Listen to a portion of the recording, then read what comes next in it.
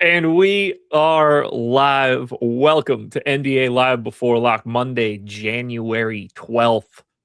Just a 4-gamer, although we do have 6 games getting played today. Both sites go with the 4 for today, and that is resulting in some pretty aggressive ownership due to some injury news that we already have. We still have a bunch of injury news left to wait on, and we're going to be here for the next 58 minutes, breaking it all down. And then we get to NFL. It's not even done at that point in time. Final Monday night slate of the year. Tari Eason out tomorrow. Stop giving me that Tuesday news, everybody.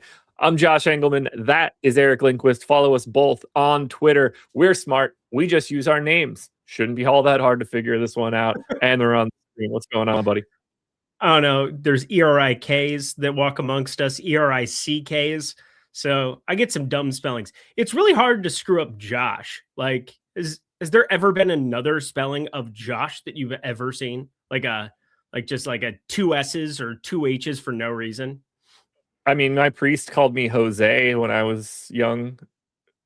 Was that before or after? I think he wanted me to be Jose, maybe. He wasn't very interested in Josh, I could tell you that much. I wasn't particularly interested in what he had either, in all facets of life. Yeah, he was like, it's good to see you, Jose. I was like, Jose, man. This 1995, there's like 3 Jose's that could possibly be in town. I clearly wasn't him. I had like bright blonde hair. Yeah. There's only we're gonna probably pivot now. 4-game slate. Yeah. Shiny new thing. Peyton Pritchard's not Jose today. He's gonna be up for White of the Night. Yeah, he is. He will be on the dun dun dun dun dun. Yeah, play the thing. Do the thing. It's him. He's in 80% of your lineups. That must be fun. Yeah. Jaylen Brown, doubtful for this one. And we're still not even done with Boston news. It's possible Sam Hauser is out as well. We're still waiting on Philly news. We don't know the status of Joel Embiid or Paul George. We don't know the status of Brandon Ingram. We did get the Andrew Nembhard news. Everything else is handled, I believe. Nope. Daniel Gafford is still floating out there in the ether. Massive. I got a bunch of him right now, so it'll be interesting to see how that shakes out. No Cam Thomas, no Igor Demon, no Zaire Williams, which doesn't carry the same sort of zest as the first 2 names I just said, but it's a weird 4-game slate. We talked about it right out of the gate there. 6,900 point guard only and projected for 80% ownership. That is $6,900 Peyton Pritchard. I don't disagree. He looks great, and he has our highest optimal score at 65%. Probably a bit over-owned. If he came in at 80, he probably comes in around like 70 realistically. He's the best play today, it seems. How do you feel about him? Yeah, I feel the same way you do. Best play, 6,900, creates like crazy. The rates for him and White without Jaylen Brown on the floor are just silly. And NBA Wowie for now, I will say that. It's going to be good times here. It's going to be good times to be at Stochastic in the next couple of might be days. Am I okay saying days? Is that like legitimately? Days is long, or days is too quick. Okay, days is too quick. Couple weeks, and we should have some really fun stuff for the people, which I'm excited for. But I look at what we've got going with Peyton Pritchard today, and it's pretty unavoidable. I guess the main thing to talk about for this slate, because do you have anything you want to add about Pritchard or Derek White? I'm at the field on Derek White. I'm the same way as you because he's 8,400, but Peyton Pritchard at 6,900 is just a click and move on, considering he's projected for same minutes, just about the same fantasy point per minute rate. Pritchard's a $1,500 less Derek White. Yeah, these guys have been getting like 0.2 fantasy point per minute increases with Jaylen Brown off the floor. He's not going to be there. We might even create a little bit more value if Sam Hauser doesn't happen to play. I actually have him as well, but I'm over on White and I'm over on Pritchard. I'm having a tough time getting away from those guys.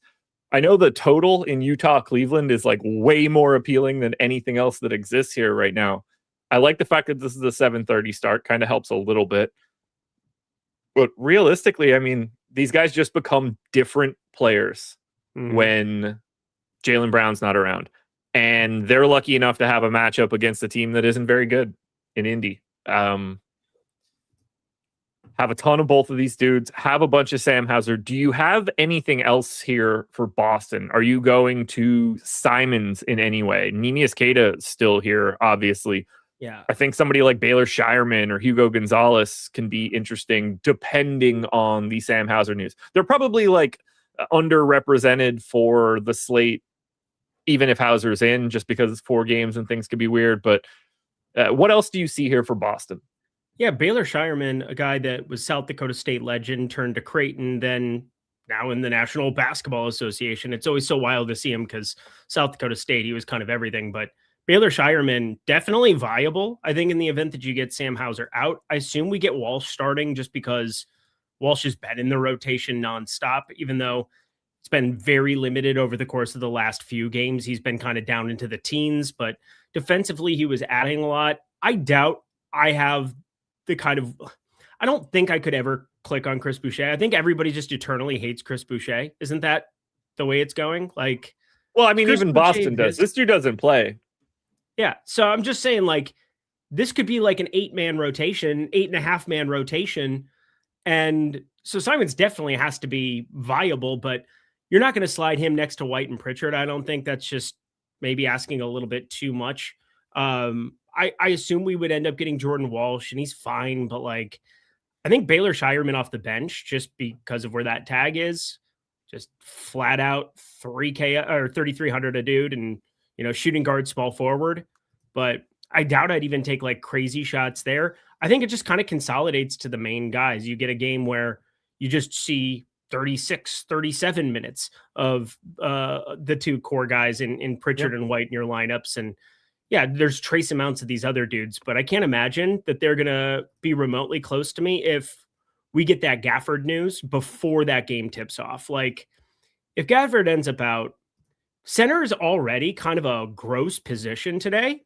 And it's a weird thing on this specific slate because Joel Embiid going back to Toronto where he was memed to death by Kawhi Leonard. It's no question in my mind at 9K, if we just have the money to go up and spend for it, awesome.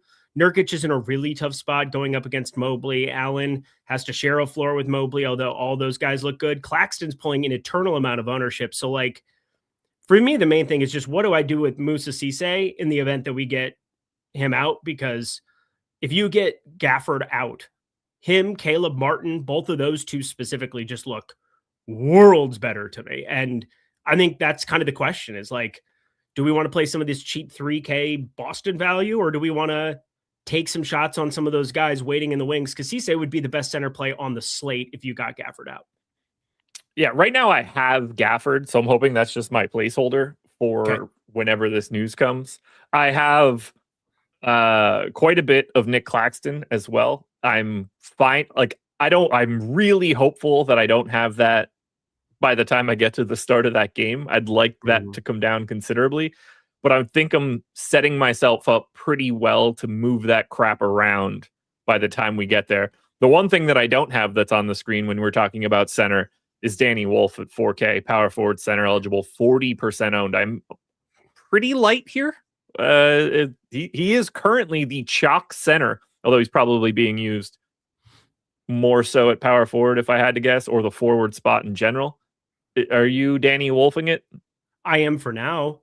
More placeholder-ish, and I think that's kind of the main conversation piece for him.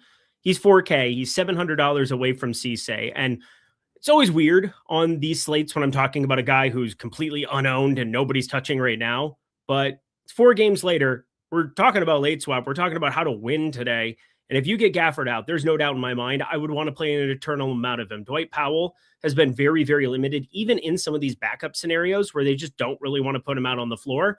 And then you have PJ Washington going to be out for this one. Anthony Davis broke his damn hand. Like, Caleb Martin becomes very, very interesting to play a boatload of minutes. His high point for the entire season so far is 25. You might have to add like 7 to that if you don't have Gafford out. Like, I'm serious. Like, I'd project him north of 30, right? Like, am I looking at that correctly? Or is that kind of just too strange in the configuration where they could go extremely small against most of the guys on Brooklyn. Not that Claxton's some world. I think Claxton's only like 6'9", right? He's not like some dominating center down there. I think realistically, you would see pretty close to 48 minutes to Powell and Martin. Okay. And if they're going to go small, realistically, it's like Cooper Flag, which I think can be fine. Yeah. Martin probably, like in the scenario if Gafford's out, it depends if Miles Kelly is also out. I feel like Martin probably lands in like the 25, 26 range. Yeah. Nick Claxton, 6'11" for what it's worth. He's a legit center. Yeah, no, I'm not saying he's not a legit center. He leads the team in his assists so far this year too. Like Nick Claxton, he's somebody who's in my lineups 5,700 right now. I see Josh right now, kind of like in that same ballpark, right around the like 40% type deal. And for me, Nick Claxton is a fine play. Danny Wolf is a fine play. Yeah. But if I'm able to turn that into low-owned Dallas and just have a bunch of lineup spots available, and I can kind of swap around everything, that does not hurt my feelings. So, like, paying attention to whatever that... You dying on me? That burp came out finally. Good. I'm so happy for you. It just growled out. It came out of the bowels of my body. I don't know where it came from, but it gurgled its way out of there. It's like when Jordan Klein used to pop up the Tinkerbell emoji for me. Yeah. Get that dust off you, son. Anyway, love talking about Moussa Cisse when, there's a chance he just is completely irrelevant and you're building out lineups that are completely dead where you've got him. But I think you'd be able to have enough. We're going to have enough of that game, as you said, where I think we're able to swap things around. Even if you're light on Danny Wolf right now, you're probably still getting enough lineup spots where it doesn't matter all that much. But for now, I'm getting him in the Sims. I'm more than happy to just play a lot of dudes in that game. And it's not like I'm bypassing anything on the Boston side without Jaylen Brown out there. So, like, I guess the more interesting thing to talk about is like what we can't live without early. And that's where I just kind of look at the spend ups and I look at, are you playing your boy Lauri Markkanen? I'm playing Donovan Mitchell. I know that for sure today. And you're not playing either of them. Oh my God. What are we spending up for? Enough with Derek White, I guess. I have a very minimal amount of the two men you just mentioned. By the way, don't forget, if Joel Embiid happens to be out, something in the Andre Drummond, Adem Bona thing is going to be happening as well. Drummond back into like their good graces, at least a little bit. He's going to be hella popular if he gets to start. Yeah, he'll be the most popular center play on the slate, and he probably should be. 4,500. He's always been an insane fantasy producer. And as you said, back into the good graces. He's so much better than Bona. Like, Bona is so bad. I don't understand what's going on with that. I really don't get why Philly is like trying to make this a thing other than like, I guess, Drummond for the most part. You don't need any kind of like extra offense when you have Maxey there. And he's regressed massively defensively this season for what it's worth. Like, dunks and threes have him like below 25th percentile. He's been right around 80th or better percentile every season of his NBA career till this one. So I guess they just kind of look at Bona as like, hey, maybe he can just be our stopper when he's out. And he's been pretty good defensively this year in his second year. But I'm so uninterested in Adam Bona watching him play basketball. It hurts. Like 9% usage on the season. Am I looking at this correctly? That sounds right. Bad. That sounds right. Yeah, I don't want to click on Bona, so that would really suck. You asked who I'm paying up for today, and pay up is all relative, I guess, but I have a boatload of Scotty Barnes, and I don't typically have a lot of Scotty Barnes, but no RJ Barrett today, potentially no Brandon Ingram, 29% owned right now. We've got a little bit of positive leverage. He is in way too many of my lineups at this current moment. When I get off of a little bit of that, I assume it'll throw something to some of these payups, but I am very anti Donovan Mitchell today, and I have a feeling that's going to go quite poorly for me. Dude, he's playing Utah. It's Utah. And for me, it's more of like, what am I spending up for on this slate? Because if you get some of this value that pops up, like beyond what we already have value. And a lot of it, when you're building out two guys at 6,900 and 8,400 at every lineup, it's not like you have infinity dollars, but there's no Luka Doncic on this slate. There's no Giannis Antetokounmpo. There's Tyrese Maxey. Tyrese Maxey is the most expensive guy at 10K. Yeah. And he should be, for what it's worth. He's been insane. Like Tyrese Maxey, from a fantasy perspective, has just been outrageous. It's not helpful right now. But here's the thing. I was going to nuke of the night Tyrese Maxey. Just, if you get Joel Embiid out and that happens like beforehand, and then you get all the Dallas value, it's like, what are you actually getting the Dallas value for? And if you were to reverse engineer this slate and you knew Joel Embiid was out and you knew that Daniel Gafford was out, the optimal percentage for Tyrese Maxey is worlds different than 4%. Like it's worlds different. And so I think, for me, I just feel really good about Donovan Mitchell in a way that you don't at the moment. And part of it is also knowing that a lot of those are going to look very similar with some of the Derek White, because he's got shooting guard. So you're basically playing, you play up to 4 guards here, point guard, shooting guard, and utility. But like, I think a lot of my utility and center, it's just going to be this Dallas stuff. So I kind of look at Donovan Mitchell as somebody that I just want to build in quite a bit right now and kind of live with the result of, because I think he's the best spend up on the slate just for raw fantasy points. God, I hope you're so very wrong. I know. We only have them for 31 and a half minutes. They're on a back-to-back. And if it weren't like Utah on the other side where you're getting like this 250 asinine total, that'd be one thing. Yeah, that's the part that scares me infinitely. I'm terrified of that total. Utah can't guard anybody on the perimeter, and Donovan Mitchell has a 3.5 threes prop, which, just looking ridiculous as well in my sheet. I haven't bet it, but overall, Donovan Mitchell, man, I feel differently than you, but Tyrese Maxey could have a 50 in front of his name when we get to lock. Starting point guard for the Nets is a flat 3K. Man is not flat 3K, is he? Is it Drake Powell? Is that who he's referring to? I don't know. I'm trying to figure that out right now.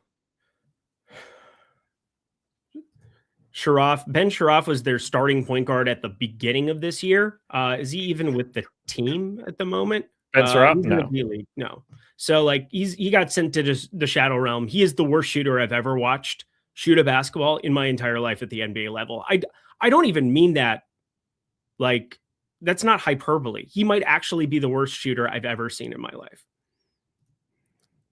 Apparently the answer to that question was Tyrese Martin. Okay. Yeah. I don't think he's starting, so I think Drake neither do we. Neither do we. We have the S. People are also naming Nolan Traore, who we also don't have starting, but also isn't 3K. It's the Nets, like, with Zaire Williams out now too. Like, there's a lot of different things that it could be. And if it ends up being Tyrese Martin, I'm going to be able to get on to Tyrese Martin. I have no problem with it right now. Danny Wolf looks good, and he's coming off the bench. I doubt he ends up starting, considering Porter Jr., Clowney, Claxton feels pretty automatic. Man, I even think pretty automatic in that grouping. So, like, there is a blanket spot. Terrence Mann, Clippers Terrence Mann can play the point. And speaking of Utah, he absolutely ruined their franchise. But with one game, I think it was like a 40 spot. And Donovan Mitchell, his press conference after was like, Terrence Mann scored 40. Like, what are we actually doing? Like, not great, Bob. But yeah, that was after the Kawhi injury, like in that series. It was insane. You seeing anything at the bottom of this Brooklyn team? Because it is a bunch of slop, and they are relatively shorthanded. I don't have any of. I only have 4 dudes from Brooklyn: Claxton, Clowney, Wolf, and MPJ. And that's. I don't think those are the only guys I'm like happy to have. I wish Jalen Wilson was in this rotation. Like, I think Jalen Wilson, like, we've got him in today, but like. 0.62 fantasy points per minute. I know. I can't believe what I'm looking at with him. I feel like he treated me really well last year, but it must have just been a minutes thing. Because that's absurd how bad that is. I mean, you also added MPJ and to this team. Cam Thomas was out for what it's worth a lot, both last year, this year, but still. Yeah, I don't like, so one of these 3K idiots for Brooklyn's going to end up doing something. I just don't know how you sift through it. I don't know what the difference between Terrence Mann, Tyrese Martin, Drake Powell, Nolan Traore, Jalen Wilson, and Tyson Etienne are. I don't think I was supposed to count ETN, but the point remains, they're all the same dude. Yeah, I feel like they just share the same jersey and just swap off like the nameplate when they go in. Yeah, 219.5 total. Again, total isn't everything, but when you're playing 10 guys, when you're reaching into your bench this much and you're not expecting a ton of possessions in the game, everything kind of just by omission comes way down. The reason we're talking about the Dallas side of things is injuries. Like we just have a lack of front court. And I mean, Cooper Flagg, Najee Marshall basically playing your 4 exclusively in this game. Caleb Martin's not a center by any means. You're just looking at eternal amounts of minutes for Cisse, but coming back from injury, like what even is the limit on like how many minutes could he actually play? Because they would want him to play every single one of those. 19, that was his first game back last time. I mean, it's such an uncomfortable situation, but I got to assume that he's good to play 24 plus. He'd just look exponentially better to me, assuming he started in way of Dwight Powell. But then that's where I just think Caleb Martin becomes like the X factor for the entire slate. 3,500.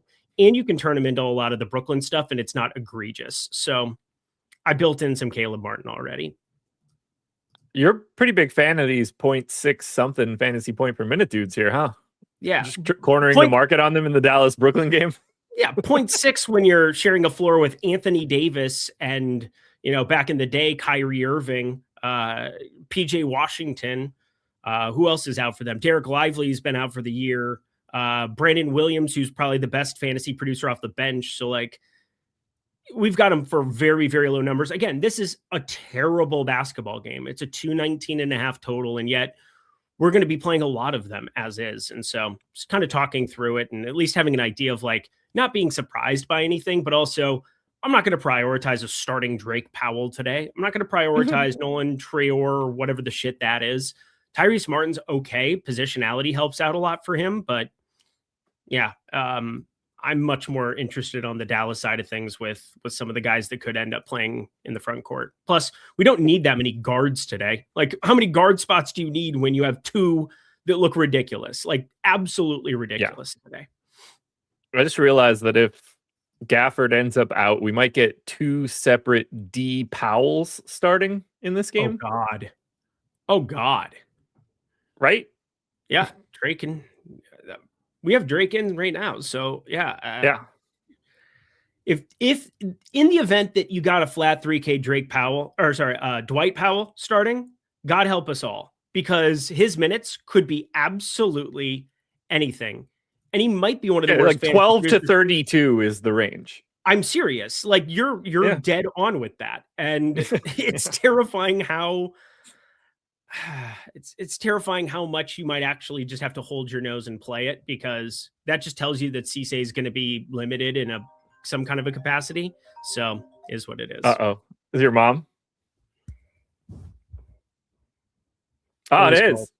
It was 100% my mom. She calls me during the show twice a week, and it can't stop. It won't stop. And I have every other number blocked. Can't stop. Won't stop. But Greg's like, oh, you should just do it. I'm like, it's my mom. For an emergency. So she's like, what temperature do I put the lasagna in? She's just living her best retired life in Scottsdale. So yeah, she's doing. You gotta love it. Yeah, it's good times. I think her day today.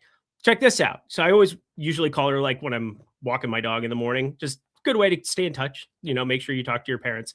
And then she just needs to talk to me at 3:25 every day, whatever. But I am quite sure nobody has a better life than her. She played mahjong, pickleball, and 9 holes of golf all before 3 p.m. today. That was her day. That was her big day. And she was like, oh, I'm so tired. I was out drinking margs last night, and I just don't know if I want to. And she was probably just telling me to recap the whole thing. Minus the pickleball, you pretty much just explained my wife. Don't let them get in the same room where they're going to be playing mahjong for the next 8 hours. Well, I think we're going to probably do something out there sooner rather than later for we got to all to get together and go do a boys weekend in Scottsdale. It's the greatest place in America. I love it so much. I don't need any convincing. So yeah, time and place. Yep, anyway, I don't think people care about our on-air production meeting about the vacation we're going to play. It's a 4-game slate with news. That's- We're just sitting here waiting. Like, how much more can true. we talk about? What's your favorite play under 10% right now? Like, I mean, we've talked about a lot of popular plays. We've talked about the late swap angle. Do you have anything that's like, oh shit? I thought Lauri Markkanen was going to be your boy today. Revenge, right? Revenge. Anybody over? I got 20% Nurkic. Oh boy, that one makes a lot of sense, but also I really hope it doesn't happen because I have 0. I'm playing the $4 and like just. I don't have any other crazy wild cards like that. Speaking of wild cards, Langston Cole said, "Can we avoid the first games?" Which is plural, which makes the answer essentially no. If you mean just the 7:00 game, it's a scary game to avoid. I wouldn't be trying to avoid anything in particular for today. Worst bad beat ever in anything. Like I don't. Yeah. In DFS, yeah. It's not my mom calling me from the grave, but Katie's calling me right now too. Go us. We're so popular. Oh, look at us. Our literal moms and wives love us. So that's good. Dude, if that popped up and said my mom's name, I would have been nervous. Would have been real nervous. For one, that phone is in the drawer next to me. And for two obvious reasons, not dialing it. Yeah, I probably wouldn't even want to look at it. Oh man. Dude, it'd scare the shit out of me, dude. I'd be haunted forever. I hope somebody one of your friends has to come in and prank you with that at some point. That's what good friends do. Oh, it would be amazing. Oh. Or just like text me, be like, "You're such a failure." Worst beat I've ever had in DFS is easy. 2017 Christmas Day. My first Christmas I spend with my in-laws. I am winning. It was just short of $500,000. I was splitting first. It was a 2-way tie with 1 play to go in a 2-game Christmas slate on Christmas, right before Christmas dinner. And Pittsburgh does the pitchy woo-woo, or recovers a pitchy woo-woo for a touchdown. Defensive DST passes me by 1.5 fantasy points. I go from like $400K or $375K down to $1,000. I want $1,000. That's by far the worst. I watched Andrew Wiggins make back-to-back 30-foot threes with less than a minute to go to take me out of first. That one stung. And that was at like fucking 12:30 at night. You know, like the last shots of the night. Yeah. I think he bet his personal over that day or something. Zero valuable info. Did we not talk through Brooklyn, Dallas, and the late swap? Also, there's this guy. I don't know if you've heard of him, Joel Embiid. There's no news we're waiting for in this first game. Like, I assume we get Sensabaugh and Svi starting, unless something weird happens with those two. We know everything from this first game. We're playing it completely straight up. There's nothing to talk about there other than, almost everybody's a good lower-owned target than they probably should be. Outside of Donovan Mitchell, who's actually pulling ownership, but I also think he should be. So there's that. That game is just insane. We got a member message for the best sleepers on FanDuel by position, which is a pull and a half, but we can do it. Point guard. I looked at FanDuel and then I decided not to play that slate because I just, Point guard appears to be Emmanuel Quickly based on our positive leverage. Yeah. Looks and I like that as well. I love Barnes with no RJ Barrett here. I think I completely agree with that positive leverage. He's going to exist at the shooting guard spot, obviously. So does Hugo Gonzalez, which he could obviously be very sneaky, both if you get him now and what this looks like if Sam Hauser happens to be out. Could get some Craig Porter Jr. in your life there too. But shooting guard. I don't have anything contrarian for that. I mean, you're just playing a ton of these guys up top. Like, I can't imagine Hugo Gonzalez is somebody I feel good about. It's basically just playing. If we get no Hauser, he's going to look pretty good as a punt. True. Yeah, shed, flag, moving on with my day. Small forward sleeper. Hugo Gonzalez again, I guess. I don't like Drake Powell on FanDuel. VJ Edgecombe for a 4-game slate where a guy's going to play like 39 minutes and not be owned. There's no reason that can't be something that works today. Yep, 100%. Power forward doesn't have one. No. We don't really have any positive leverage. All these guys are like 10 to 15% owned. They're all like totally normal guys. Like Laurie Marketing can't be a sleeper, you know? Is there anything for Toronto that you're worried about minutes wise for the back-to-back coming off of yesterday? No, not really. I don't think so either, but just in case, I just wanted to ask. Neemias Queta is probably like a little bit of a sleeper on FanDuel at center, 5,600, 7% owned, small slate. You know, he's going to be out there. He'd probably fit that bill, I think. Yeah. All right, we're at the bottom half of the hour, so we should get Jazz starting lineup shortly. We already got the Cavs, but you know that one didn't matter because we weren't curious about what it was going to be. By the way, guys, if you want to get the Sims for yourselves, click the link in the description. That will make it very simple to do so. You can sign up through one of our partners and get the Sims for a week, or sorry, for a month for no cost. Yeah, I'm underselling that. It's 1 week times 4 of them. It's a lot more weeks than that. And it's very simple. If you've never signed up at one of these partners, whether it's a pick'em site or a sports book, and you're eligible to do so, you do that and follow the instructions on the screen. You get a month of the Sims. They stack up. There's like 4 or 5 of them. You can get 4 to 5 months of the Sims in that scenario. Doesn't really get any easier. You won't pay us a cent for any of it until that next month finally happens. So if you want to come in, see what the Sims look like, see the projection, see the rest of the tools, click that link in the description. It's also saying it at the bottom of the screen now because I totally forgot about that little ticker. So now it's up there. There you go.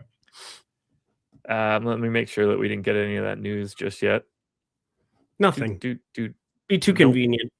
Be too convenient. But we have given 0 actionable information on this show, Josh. Sorry. Correct. My bad. I mean, I'm cool with it. You know, what do you want me to do? We got to get that starting lineup because it's live to be different for sure. Yes. Like Utah can do just about anything right now, and that'd be reasonable. Phillies, we're waiting on Joel Embiid and Paul George, which will have dramatic trickle-down effects to the rest of these guys. We got a lot of news, though. It's a tough slate to like talk through right now. Yep. Like it's a bunch of if-thens. It's a lot of more speculation. So than usual. Yeah, it's a lot of speculation today. And again, you played the slate that's in front of you, not the slate that you want it to be. And you want us to have a slate that's just everything straight up. We can talk about our exposures. We can say we're going to do this. I'm talking through scenarios, which I think is far more interesting and more important. Like the amount of Tyrese Maxey I have could go from 0% where it currently sits at to an eternal amount by lock. Like that's a real thing. And we're talking about a 10K player at 1% ownership. Again, Moussa Cisse, 1% right now. If he's starting, I just end up with an infinite amount and I take the plunge. Like there's just so many ways where this slate looks completely different than it does right now. And, you know, I like Donovan Mitchell. Is there anything from that game you're getting to? The Cleveland game? Yeah. Jared Allen. Okay. Let me pull it back up here. It's just not a very popular game outside of Mobley. Like Mobley is popular and that's it. 20% I'm light on everything for Cleveland. 30% of Allen, except for Allen. 20% of Mobley, 10 of Merrill, a share of Darius Garland, and nothing of Donovan Mitchell. There you go. See, that's the slate that's going to change. Been given. Yeah, that's going to change. Yeah. Why are we getting any conversation about Ben Surratt right now? Yeah, he's in the G League. Cody Williams not available. Starting. All right, Cody Williams, God, the worst plus minus. The worst so plus minus in bad. NBA history. Josh, how you like them apples? All right, so he's starting over Bryce Sensabaugh. Correct. All right, Sensabaugh might not play. That would be bad. Then Isaiah Collier. I assume he's not playing. Really? I would think he could still play. They just are opting to potentially have a guy who's more of a scorer come off the bench. And I mean, he's been starting for ages. yeah, this is a weird one. I like how I threw up that if then on like I assume we get Svi and Sensabaugh, and then nope, Cody Williams, the worst plus minus in NBA history against was it Charlotte the other night? I thought that was fascinating. 25 minutes. I think he shot better than 50% from the field, and the worst NBA history plus minus. That's tough to do. Minus 60, 20 worse than anybody on the team. Unreal. They were That's just really going tough to nuts do. about that on the NBA show the other day, or on can't remember who it was, but yeah, that's the only reason I knew that. Okay, so I can say this much: I can't imagine we're going to be interested in Cody Williams because of this news. He's awful. Confirmed, as bad as any NBA player could possibly be. Yep, he's horrendous. Like worst fantasy player I have on that team by a mile. So he played 32 minutes in the start last time out, but that's with no Mikhailuk, no Markkanen, no Nurkic. Played 22 in the start with no Mikhailuk, no Nurk. That was also no Ace Bailey, who is available today. I mean, he's playing what? 28, 10 fantasy points, some garbage projection like that. Yep, doesn't matter. I'm not going to play him in any planet. I am not playing Cody Williams. I hope everybody plays Cody Williams. I refuse. I refuse to touch him in any way, shape, or form. I think the main thing is if what you're saying is true, if Bryce Sensabaugh just doesn't play, you have to talk about Collier and Clayton because, like, Clayton's getting more run as we go along. Collier, we know what the upside can be for him there, especially you get a fourth quarter blowout run for Collier running the point. That's always fun. This gets a little bit interesting for those guys. 3,900 Walter Clayton, sub 1%. I would just be adding minutes to him. Anything that just Sensabaugh would get removed from, but I still assume Sensabaugh plays for now for what it's worth. I'm just kind of chopping up the minutes and yeah, I mean, look, it doesn't matter if Bryce Sensabaugh plays or not, other than for other dudes. Correct. 6K Bryce Sensabaugh off the bench is never in anything one way or the other. It's all about if you think that we can get to Ace Bailey, Filipowski, Clayton, Collier, Hendricks, Kyle Anderson. Like it gets like really like gray at the bottom. Yeah, because I mean, like Kyle Anderson played 26 and 21 over the last two. Granted, that's with a bunch of guys out, but like, what if he's just the new one up and they're fluffing up Kyle Anderson for the next 3 weeks before they trade him? Yeah, I would do stuff like that at the moment. Like it's time to get it going, but I'm also assuming Kyle Anderson doesn't play. We had him out, right? He's not playing. Like we don't have him projected for anything. Yeah, nor should we. So yeah, no, agreed. Yeah. Agreed. Ooh, I did not see Cody Williams coming. That's for sure. I did not either. But now I get to think more about like, all right, we have a absolute useless human being who's entering this lineup who isn't going to shoot. How much more do you like Keontae George and Lauri Markkanen relative to what you did before? Because I assume we got to give them a little bit of a... I like them worse. I think they're more likely to get destroyed now because they're playing Cody Williams. Yeah, it's probably true too. I think whatever gains they get from him not doing dick all while he's out on the floor is changed by the fact that they're going to be down 20 minutes. Yep. Insane. I wish that wasn't like my true thought process, but yeah, I don't know how much it matters. Yeah. I think probably what's the most interesting is taking a shot or two on Clayton just because he's 3,900 and because if Bryce Sensabaugh gets removed from the rotation entirely, we don't know what his role looks like off the bench because it hasn't been that way forever, right? So if Walter Clayton walks into 26, there's actually utility to him at 3,900 where I don't think there's utility on like going crazy with Isaiah Collier other than, you know, this game's a 30-point game in the fourth quarter and he just shuts it all down. But I can't imagine. I definitely don't like what's about to come out of my mouth, but and like Clayton's a different proxy for this, but like, should we shouldn't be any more interested in Svi. I'm just trying to recommend another 0.65 fantasy, but you probably like Svi, right? Thanks, buddy. Thanks, pal. He's like those other 0.65 idiots that go today. I mean, he's unowned. I don't know. Man, I mean, just snell me up, baby. Snell me up. Clayton's game proof. Yeah, that's kind of what I'm thinking is like Clayton's going to be on the floor no matter what. So I feel better clicking on him at like 0.9 fantasy points per minute as somebody to like take a shot or two on in a like 20 max setting than try to like really force my way to anything else.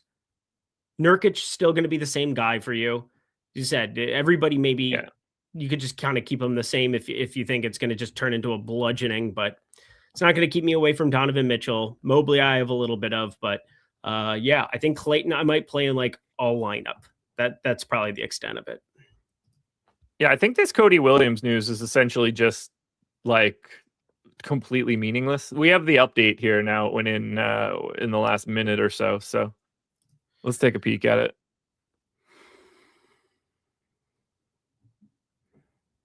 Good God.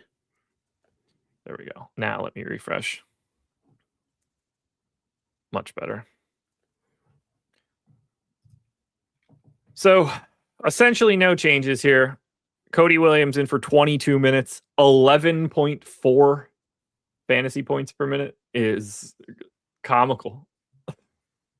Yeah. It's truly comical. There's only ownership coming into Markin and Nurkic and Keontae George. As there should be. There's nothing to talk about. Cody Williams just got named the starter out of nowhere on a 4-game slate where he's 3,600 and a small forward, and he is 0.00% owned. You don't. That's tough to do. It doesn't happen typically that brutally. Yeah, it's tough to do on a Jazz team too that just wants to play with reckless abandon. So you really are the one who's abandoned. Like that's what it becomes. You become the man alone on the island. But yeah, Cody Williams is not the nuke, Jacob. Sorry. We could probably do that now, I mean, I guess the question then becomes, who is?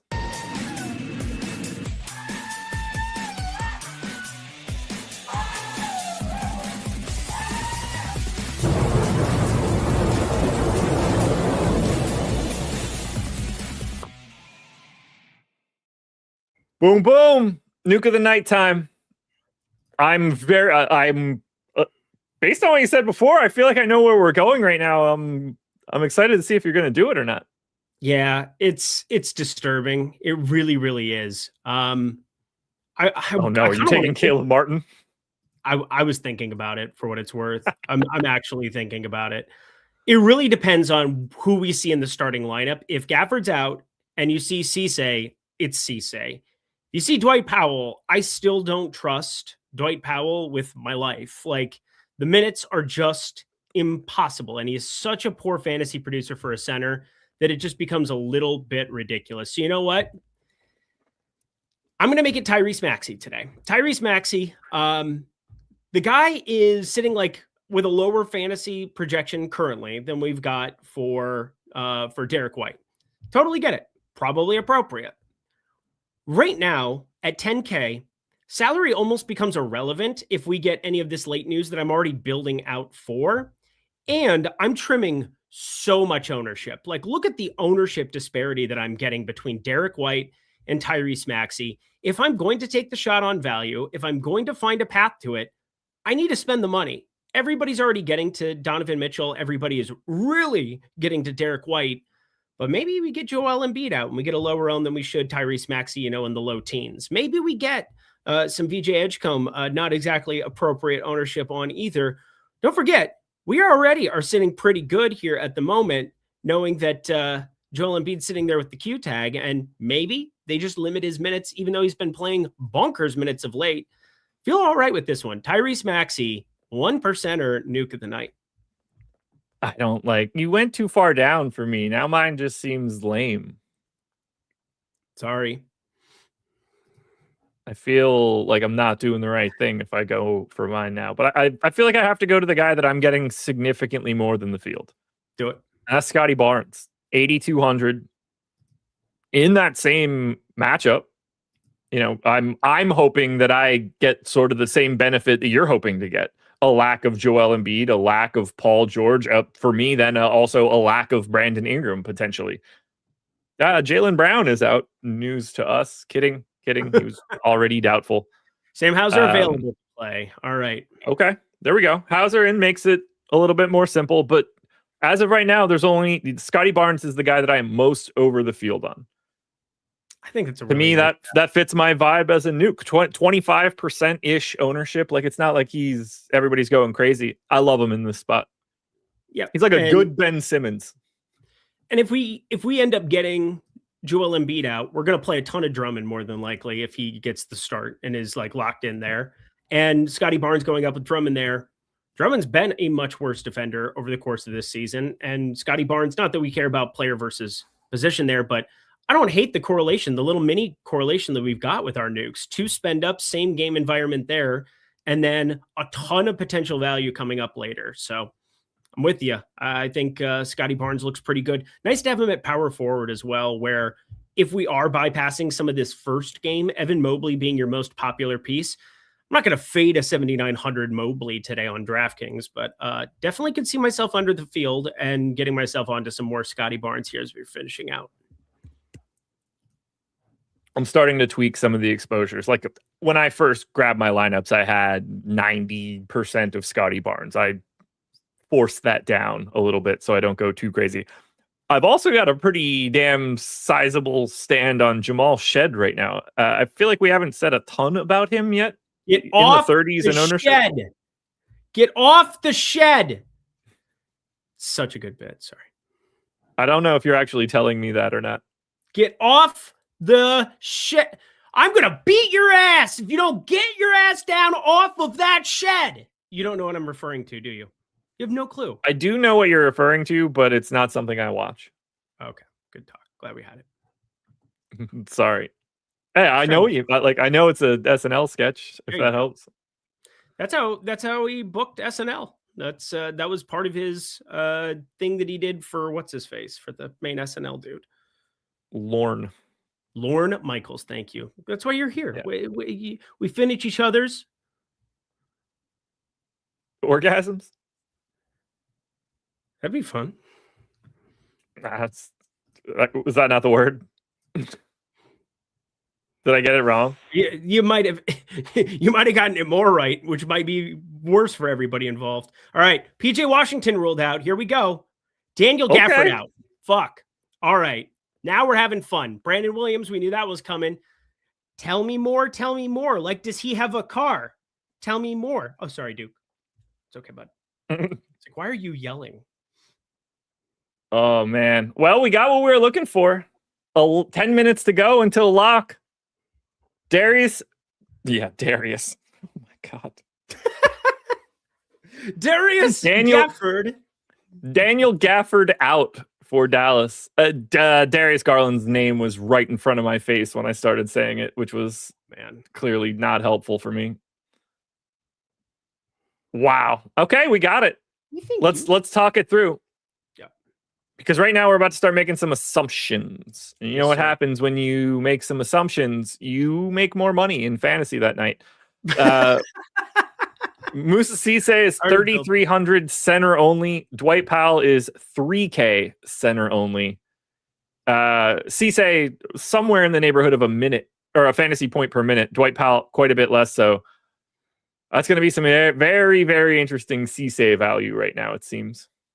It would cease. It's not going to cease to exist in my lineups. That's for sure. I am going to have a freaking truckload of this guy, and there's nothing that I can humanly possibly do to stop from building him into stuff now. I mean, I already did, so there's that. But like now I feel exponentially more confident that, all right, we already got 19 minutes of Cisse last time out. Blowout probably wasn't going to go that direction, but man, you put him for 20 plus no matter what, and 3,300. I love it. It helps that center is just a wasteland today. Like it's an absolute farce of a position relative to a normal day. So with Gafford out, it's just lock and load. Cisse, if you have to pivot a little bit to Powell, such as life, but we're going to have so much of that game now.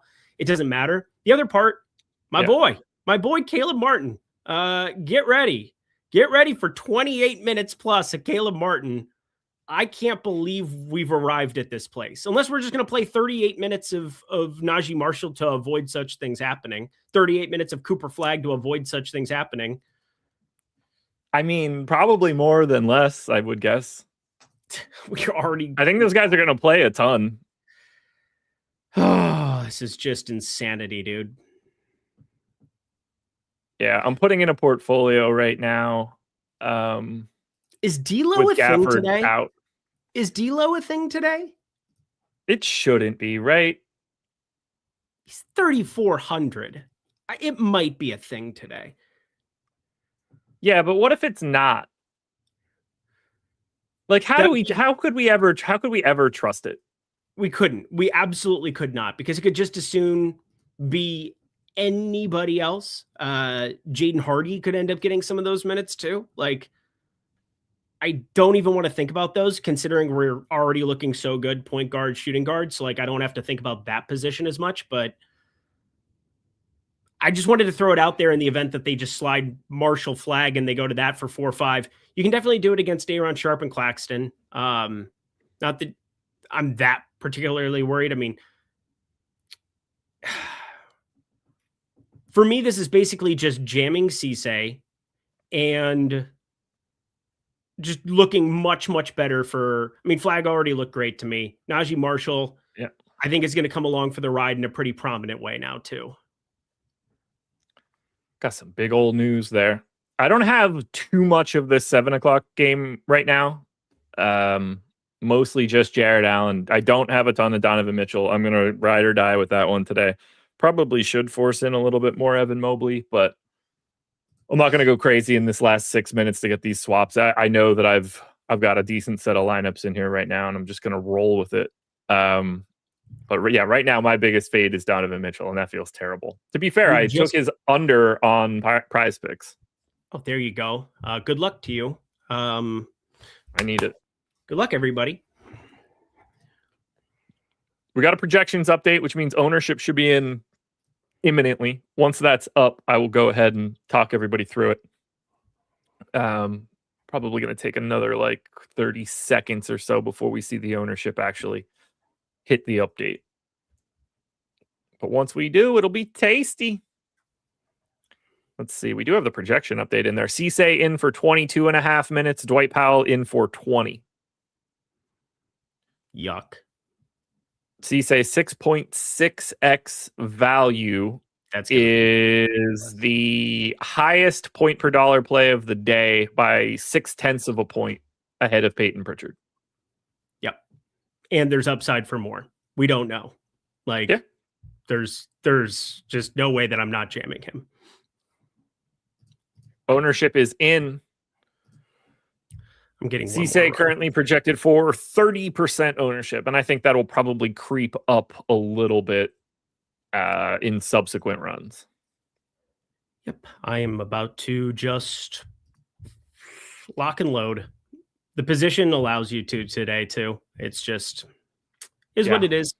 I'm going to have all that Tyrese Maxey I spoke of here, and I'm really hoping that news comes out as late as possible and that we get Embiid out. That would be really fun.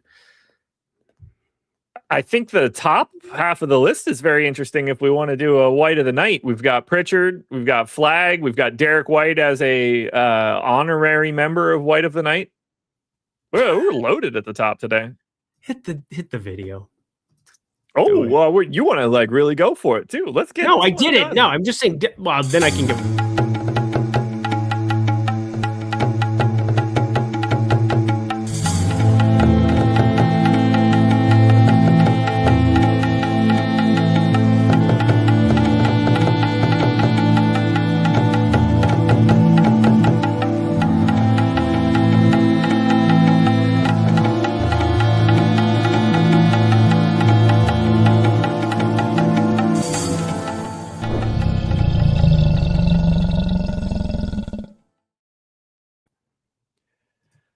Peyton Pritchard, Cooper Flagg, Danny Wolf, Derek White, honorary member of the team. Who is the white of the night for tonight? They're the top 4 in ownership today. Didn't Cooper Flagg just ruin everybody's life the other night? We're getting some more casual dollar bill y'alls in. Got to be Cooper Flagg today for me. Okay. You can play him at 48 different positions or some shit too. So that's useful. I'm just going to play that guy. I'm going Hauser, man. Wow. Cole Hauser, though. as Rip. No, I'm going Sam Hauser. I'm about 2x the field on old Sam here. But yeah, going Sam. Wow. I'm capping Donovan Mitchell at 25% because I'm a coward, the likes of which this world's never seen before. So that's cool. I'm doing that. And we're going to go with this. And we are Tyrese Martin or Dwight Powell just feels like a G League DFS question. I don't mean like that person's thought process. Just like I feel like that's what we'd have to be playing to like it. Yeah. Got 100% Musa Cisse in my first run. That should be fun. There you go. I'm just going to deal with it after the fact. Yeah, I probably will too. I will say I got a lot of Scotty Barnes in this run. I'm very happy with how this changed now that I've got it officially in. The one thing I did was I boosted Caleb Barnes. We still have him projected like nothing. Rationally?